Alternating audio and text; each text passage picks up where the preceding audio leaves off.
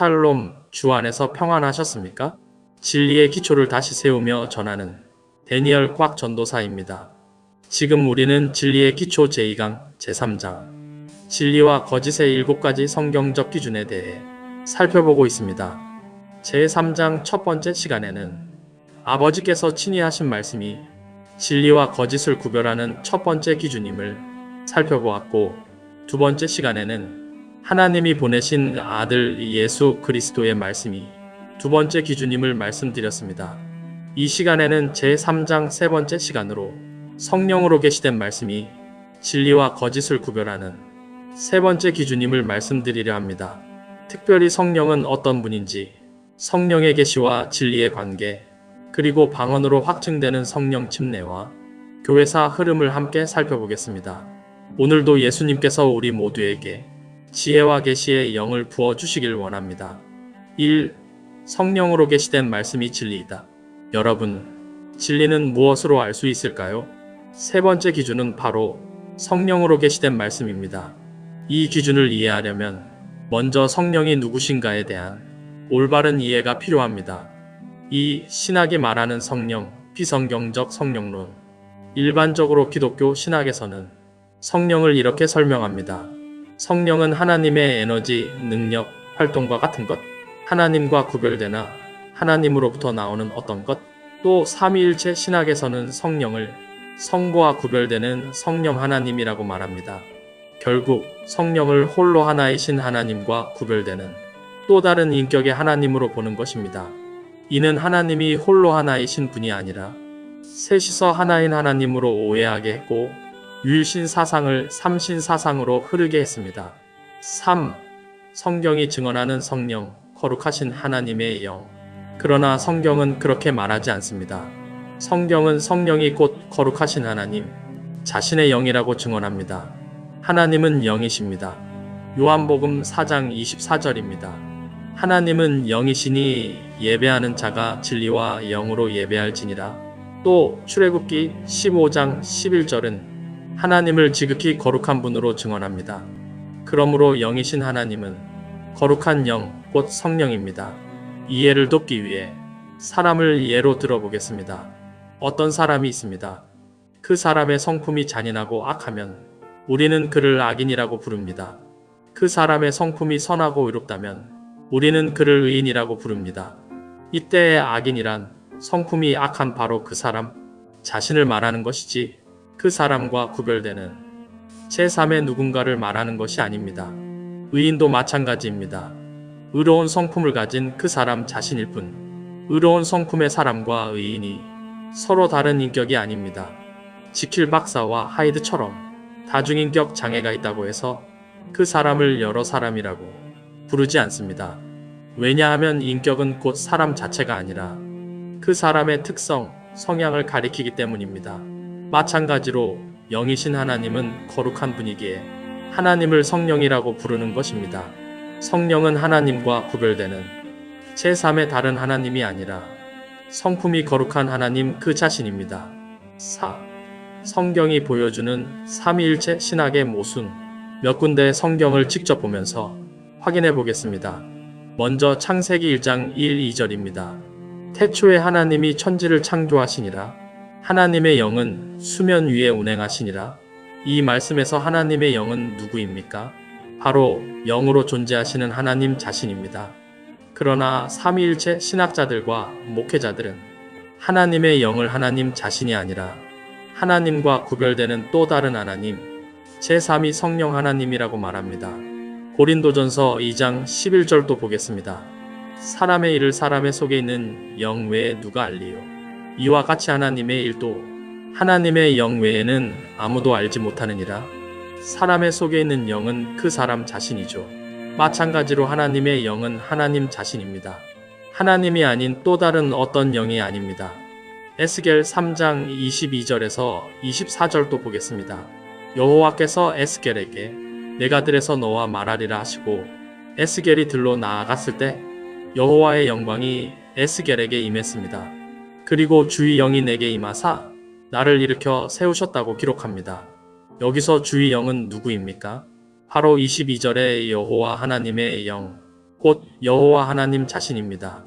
여호와 하나님이 영으로 에스겔에게 임하신 것이지 여호와가 아닌 다른 영이 임한 것이 아닙니다.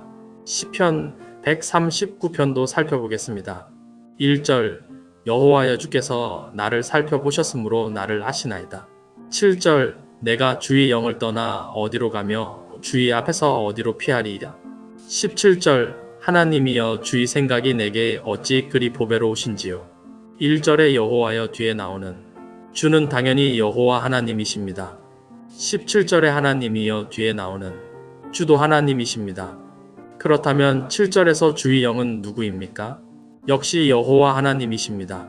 만약 삼위일체 신학자들의 주장대로 주의 영이 별도의 성령 하나님이라면 7절의 주의 앞에서에서 주는 누구입니까? 성령 하나님입니까? 여호와 하나님입니까? 17절에서 주의 생각이라고 할 때 그 주는 누구입니까? 성령 하나님입니까? 그냥 하나님입니까? 이런 질문 자체가 모순을 드러냅니다. 대답할 가치조차 없을 정도로 어리석은 질문이 되어버립니다. 그럼에도 삼위일체 신학자들은 주의 영, 하나님의 영을 끝까지 하나님과 다른 성령 하나님이라고 주장합니다. 우리는 이런 주장에 속아서는 안 됩니다. 고린도후서 3장 17, 18절도 보겠습니다. 주는 영이시니 주의 영이 계신 곳에는 자유가 있느니라. 여기서 주는 여호와 하나님을 가리킵니다. 그렇다면 주의 영은 누구입니까? 여호와 하나님의 영, 곧 하나님 자신입니다. 그러나 삼위일체 신학은 이 모든 구절에서 나오는 하나님의 영, 주의 영을 하나님과 다른 성령 하나님이라고 우깁니다. 성경이 분명히 주는 영이신이라고 말하는데도 말입니다. 5. 성령으로 계시된 성경, 진리의 표준. 이제 성령과 말씀의 관계를 보겠습니다. 하나님은 그분의 거룩한 영을 통해 오늘 우리에게 진리를 말씀하십니다. 우리가 가진 성경은 단순히 사람이 쓴 책이 아닙니다. 하나님께서 친히 사람들을 감동시키셔서 기록하게 하신 진리의 표준입니다. 디모데후서 3장 16절은 말합니다. 모든 성경은 하나님의 감동으로 된 것이라고.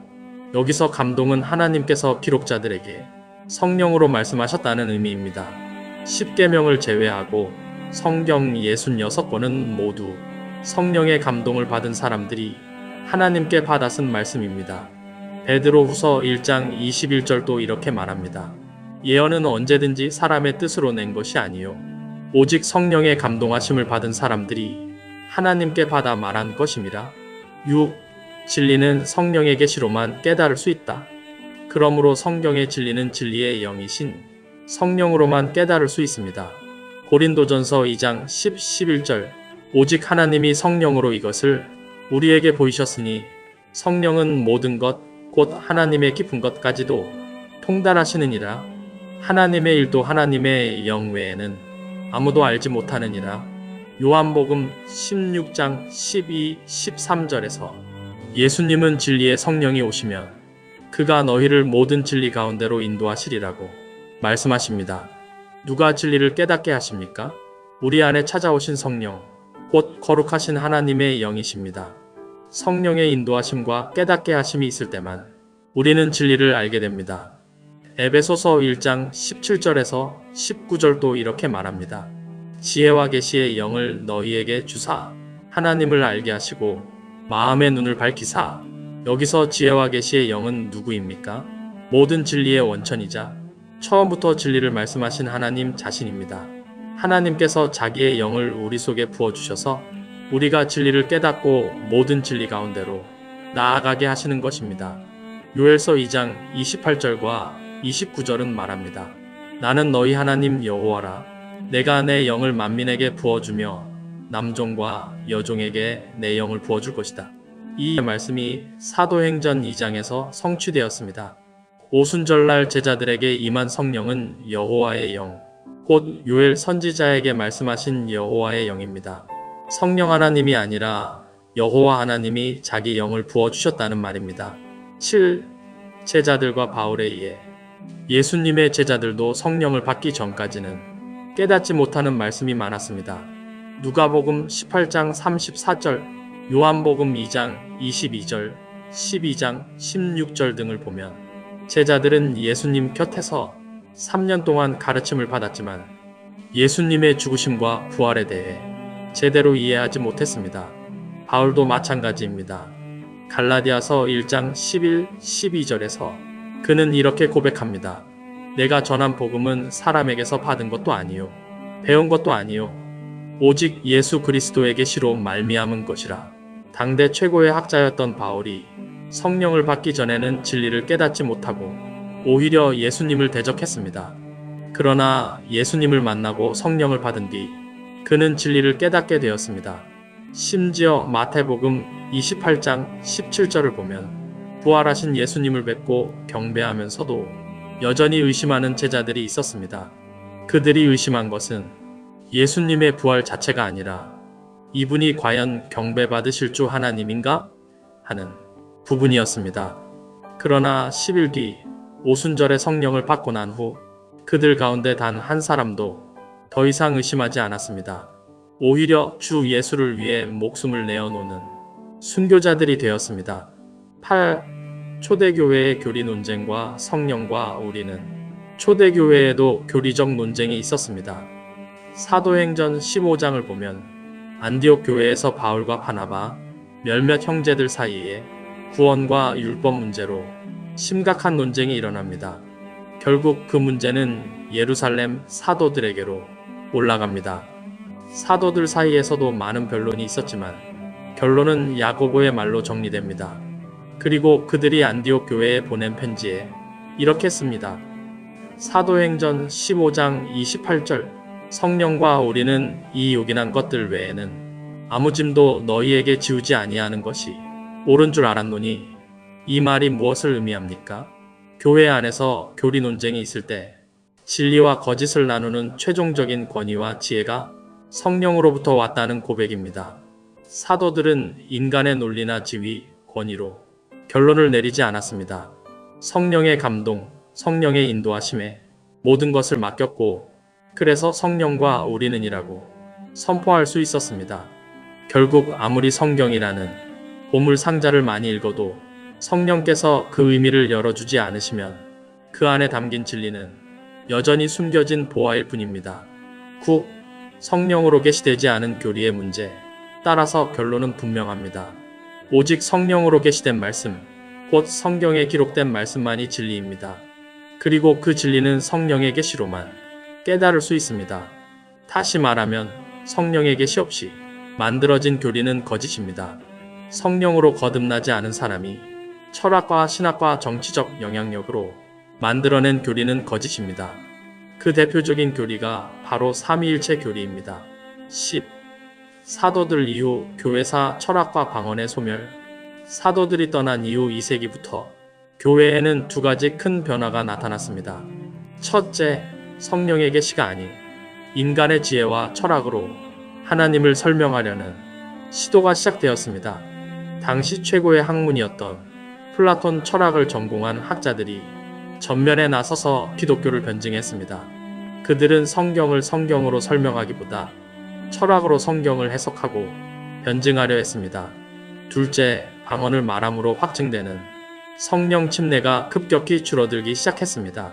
2세기 교부들 이레니우스와 터툴리안 등은 교회 안에 여전히 여러 종류의 방언이 존재한다고 증언하지만 정작 내가 성령을 받았고 방언을 말했다는 자기 간증은 남기지 않았습니다. 3세기 이후 문헌에서는 사도행전과 바울서신에서처럼 방언 말함을 성령의 임재와 직결된 보편적 경험으로 말하는 경우가 점점 희귀해집니다. 4세기에 이르면 크리소스토무스는 고린도전서 12장을 강해하며 이렇게 말합니다. 방언과 은사는 매우 난해하다. 그 난해함은 우리가 그 사실들을 알지 못하기 때문이며 그것들이 그 당시에는 일어났으나 지금은 더 이상 일어나지 않기 때문이다. 즉, 성경이 보여주는 원형, 방언은 성령 침례의 표지라는 진리가 역사 속에서 점점 희미해졌고 4세기에는 거의 소멸 상태가 되었다는 반증입니다. 11. 사도와 신학자 사이의 간극? 하지만 신약 성경을 기록한 9명의 저자들은 전혀 달랐습니다. 그들은 모두 성령 충만한 사람들이었습니다. 성령의 인도하심 속에 살다가 순교의 길까지 걸어간 성령의 사람이었습니다. 특별히 신약의 절반 이상을 기록한 사도 바울은 자신 있게 이렇게 말합니다. 고린도전서 14장 18절입니다. 내가 너희 모든 사람보다 방언을 더 말함으로 하나님께 감사하노라. 여기서 우리는 사도와 후대 신학자의 결정적인 간극을 봅니다. 성경의 진리를 기록한 사도들은 성령의 권능에 사로잡힌 증인들이었습니다. 그러나 2세기 이후의 신학자들은 성령 침례 여부가 불분명한 지성인에 불과했습니다. 진리는 오직 성령의 조명으로 계시됩니다. 그렇다면 성령의 인치심이 없는 철학자들이 만든 교리는 어떻게 되겠습니까? 그것은 사변적 허상이며 거짓일 뿐입니다. 그들이 진리의 본질에 닿지 못한 이유는 분명합니다. 그들 안에 성령 충만의 경험, 성령의 인도하심이 없었기 때문입니다. 따라서 그들이 만들어낸 철학적, 사변적 신학은 학문적 산물일 수는 있어도 성령으로 계시된 진리라고 말할 수는 없습니다. 이 사실은 이후 로마 가톨릭의 역사, 도덕적 타락과 성경에서 멀어진 행보를 통해 분명히 드러납니다. 성령의 계시와 인도하심이 없으면 진리에서 떠나 거짓을 따르게 됩니다. 성령이 임재하지 않으면 혼미케 하는 거짓의 영이 역사하게 됩니다. 12. 종교개혁 시대에 반복된 동일한 패턴. 이러한 현상은 16세기 종교개혁 시대에도 반복되었습니다. 루터와 칼뱅은 칠흑 같은 어둠 속에서 성경이라는 보물 상자를 찾아냈습니다. 그러나 안타깝게도 그들은 그 상자를 여는 사도들의 열쇠, 곧 방언으로 확증되는 성령 침례를 초대교회의 일시적 현상으로 치부했습니다. 그 결과 개신교 신학은 보석의 광채를 직접 보지 못한 채 상자 겉모양만 연구하는 논리적 사변의 길로 빠져들었습니다. 이 신칭이 예정론과 같은 교리들이 성경의 진리를 가리는 역할을 하게 된 것입니다. 13. 20세기의 진리 회복과 단일 신론. 20세기 초 일어난 성령운동의 역사는 바로 그 잃어버린 열쇠를 다시 찾은 사건이었습니다. 닫혀있던 보물 상자가 열리고 성경 안에 숨겨져 있던 진리들이 새롭게 드러나기 시작했습니다.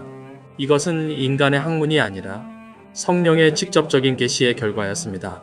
1901년 미국의 작은 시골 마을의 성경학교에서 사도들이 경험했던 바로 그 성령의 역사, 곧 방언으로 확증되는 성령 침례가 다시 재현되었습니다.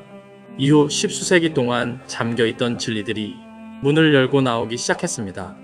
1913년 주 예수 그리스도의 이름으로 받는 침수 세례가 회복되었습니다. 아버지와 아들과 성령의 이름이 곧 예수라는 진리가 회복되었습니다. 하나님이 자기 백성을 구원하시기 위해 육체의 옷을 입고 예수라는 이름으로 오셨다는 진리가 선포되었습니다. 철학이 만들어낸 복잡한 삼위일체를 넘어 하나님은 오직 한 분이시다. 그 한 분이 구속을 위해 아들과 함께 이 땅에 오셨고 나아가 성령으로 우리 안에 거하신다. 이 성경적 단일 신론이 회복된 것입니다. 20세기의 사도적이고 초대교회적인 진리의 회복이 가능했던 이유가 무엇인가요? 신학적, 학문적 소양이 크게 발전했기 때문인가요? 아닙니다. 십수세기 동안 사라진 것 같았던 성령 침례가 회복됨으로써 진리의 영인 성령을 통한 계시가 있었기 때문입니다. 진리의 회복과 깨달음은 오직 성령의 계시로 말미암는다는 사실을 역사가 다시 한번 증명한 것입니다. 14. 마무리, 진리의 유일한 길. 이제 마무리하겠습니다. 성경은 성령의 감동으로 쓰였고 성령의 도움 없이는 결코 이해될 수 없습니다. 진리와 거짓을 나누는 기준은 명확합니다. 성령의 계시로 기록된 성경을 지금 우리 안에 계시는 성령의 계시를 통해 사도들이 믿었던 그대로 깨닫고 고백하는 것, 이 길만이 유일한 진리의 길입니다. 오늘 이 말씀을 들으신 여러분 모두에게 거룩하신 하나님께서 자기의 성령을 통해 진리의 깨달음과 확신을 주시기를 원합니다. 지금까지 진리의 기초를 다시 세우며 전하는 데니얼 꽉 전도사였습니다. 시청해주셔서 감사합니다. 다음 시간에는 진리와 거짓을 구별하는 네 번째 기준, 사도들이 전한 복음이 진리이다 는 주제에 대해 말씀드리겠습니다.